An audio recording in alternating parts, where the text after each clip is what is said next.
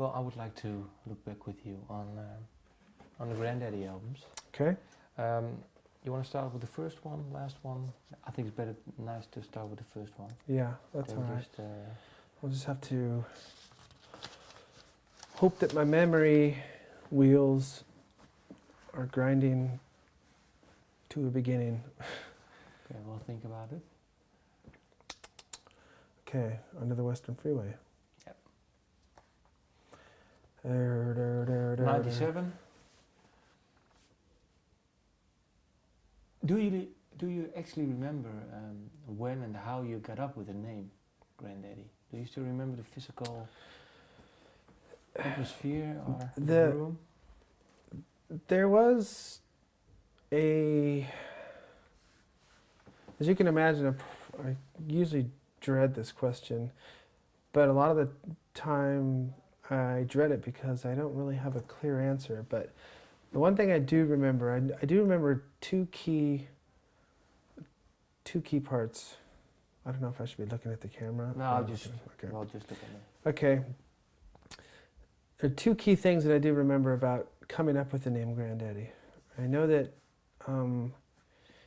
the first time that we tried to come up with a name,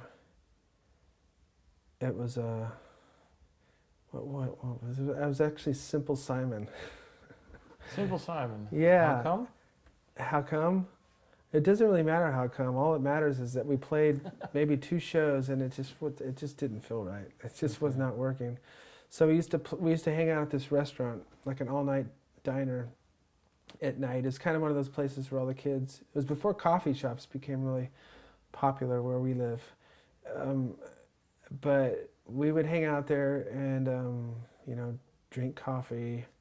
It was like a diner, 24-hour diner. And I remember the guys in the band were sitting there, and it was typical, like, okay, what are we going to call the band? Because we realized Simple Simon wasn't working. And I think I'd actually had a list of band names, and we kind of narrowed it down to Grandaddy. But a lot of it was just the time when I had sort of arrived upon the idea that it was a good name. I noticed that it was important to be able to write it down and notice that it had a good feel to it, that it looked good on paper, and then just hearing people say the name, at the table, I was kind of watching, making sure it had a good ring to it, and I wish I could remember some of the other names. It'd probably be pretty interesting if I could, but I'm sure they were, I don't know, equally as not so fitting. But I don't know. And the other thing that I remember also was at the time I didn't have a place to live, and I was sleeping in Aaron's living room,